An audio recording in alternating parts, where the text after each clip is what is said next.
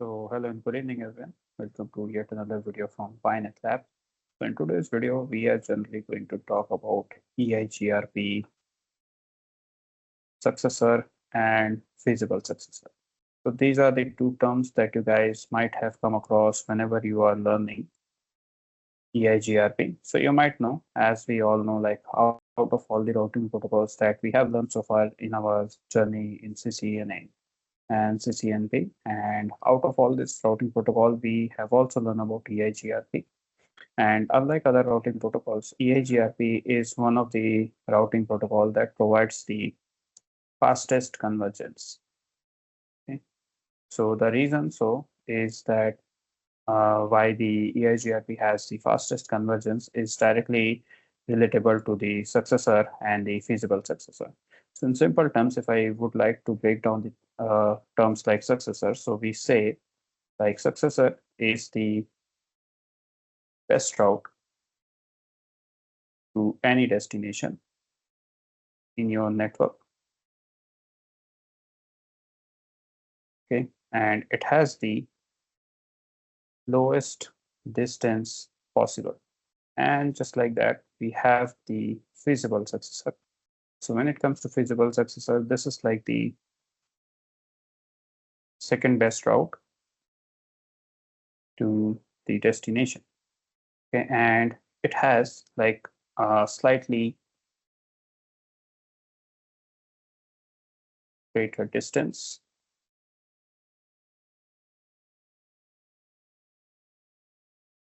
than successor. If you enjoyed the content of the video, don't forget to like and share the video and subscribe to our channel. So in simple terms, I can clearly point out like this successor is my primary route. So which is I'm going to use, or which is my network is going to use whenever they are routing traffic outside. And we can clearly see like the feasible successor here is kind of like a backup route. Okay, so whenever you are configuring EIGRP, so EIGRP has this calculation done already. So it has its primary route, which is also known as the successor, and it also has a backup route, which is known as the feasible successor. So in case of any scenario, like say your network goes down for a moment, so what happens? It doesn't wait, it doesn't do the calculation. It already has a backup route right on its database, and it generally use that database in order to route the traffic.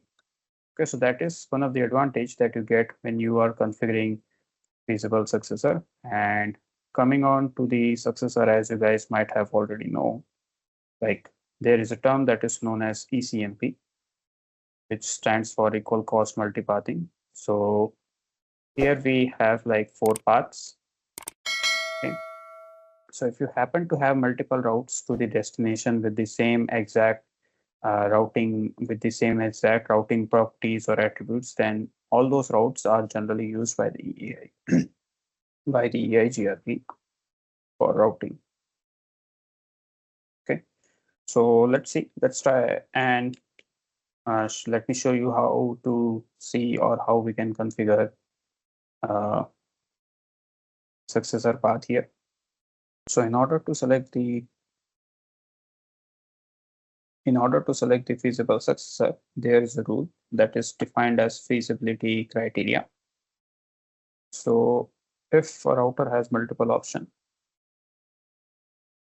then how the EIGRP router can define like which route will be selected as the feasible successor. So there is a feasible criteria. So it says like the feasible successor RD value should be lower than the FD of successor.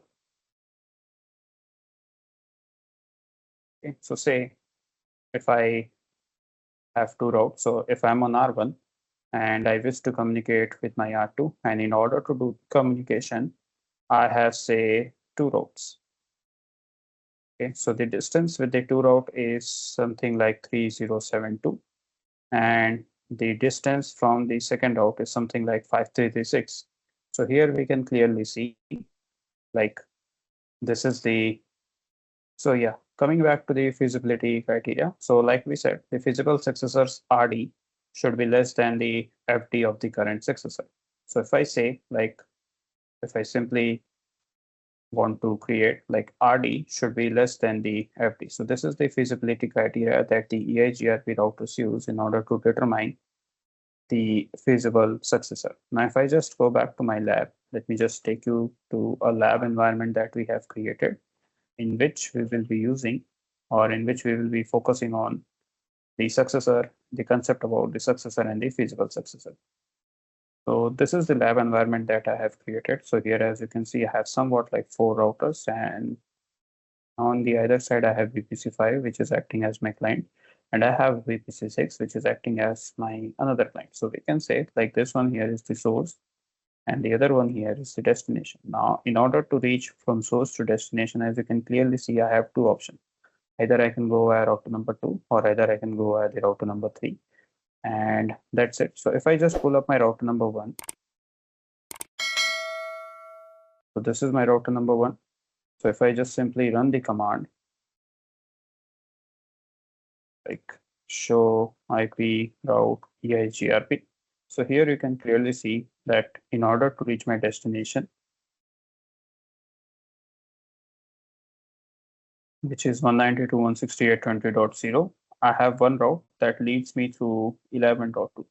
This 11.2 is my router number 2. Okay. And if I inspect my table, if I inspect my EIGRP topology,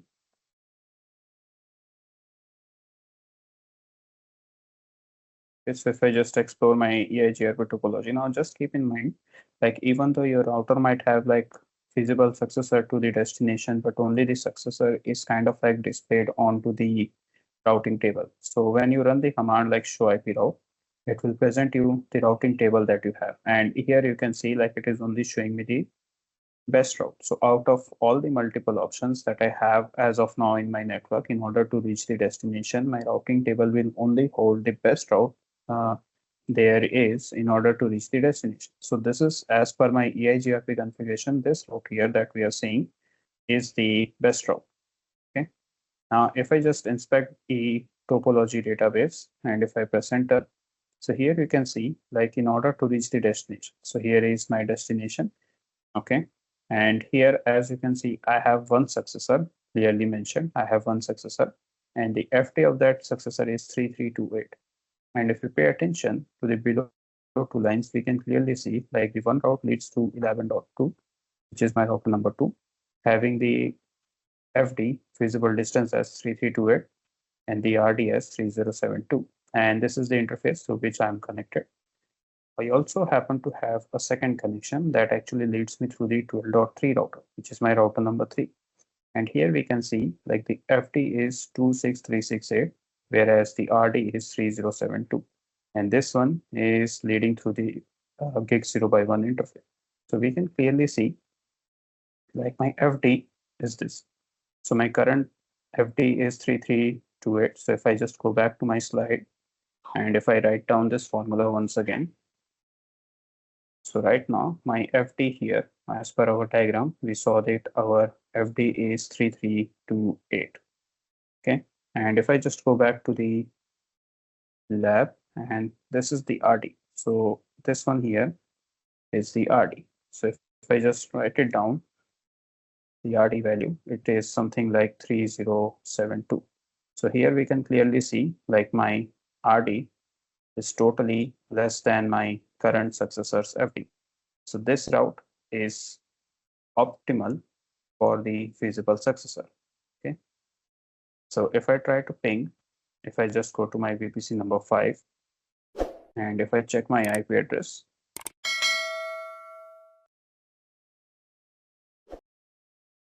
let me assign the IP address here.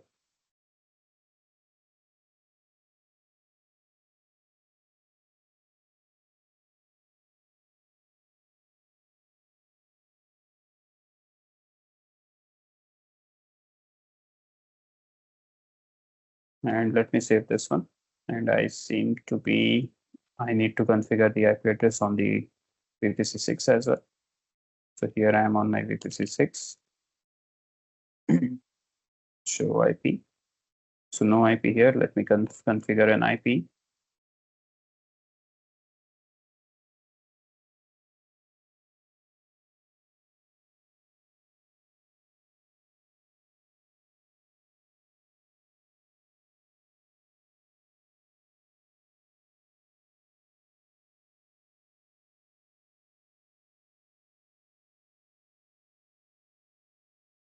So as you can see, I have successfully configured the IP address, and I can ping from my VPC 6 to my VPC 5.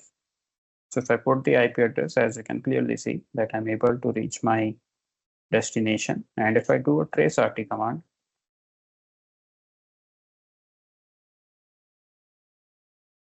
so here you can see like my trace RT is taking me to router number 3, then router number 1. So here we have the third router.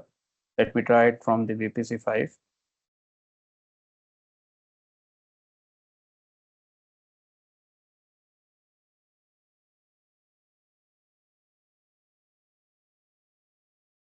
Okay, so as you can see, I'm able to communicate, I'm able to ping. And if I do a trace RT,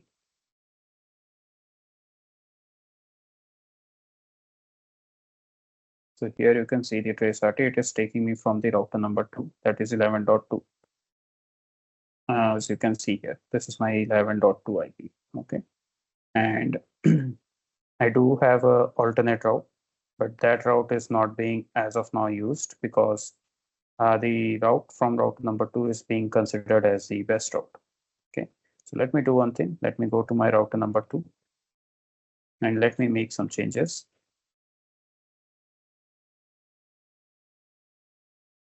So I'm selecting the interfaces manually and I'm disabling them just for now. So I have shut down both the interfaces, and you can check it on the table as well. So here you can see like it says the interfaces are administratively down. So now let's see what happens if I go back to my VPC 5 and if I try to ping my destination. You can still see that I'm able to reach my destination. And if I do a trace RT command, if I do a trace route, so here you can see now my data is being forwarded by the 12.3. And if I just go back to my router number 1,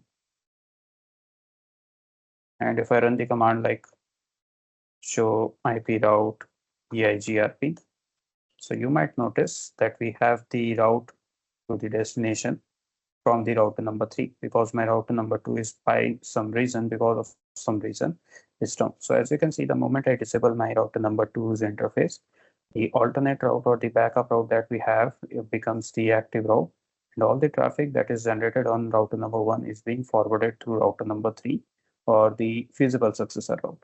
Now if I just go back to my router number 2 and if I just put the interface back to active state,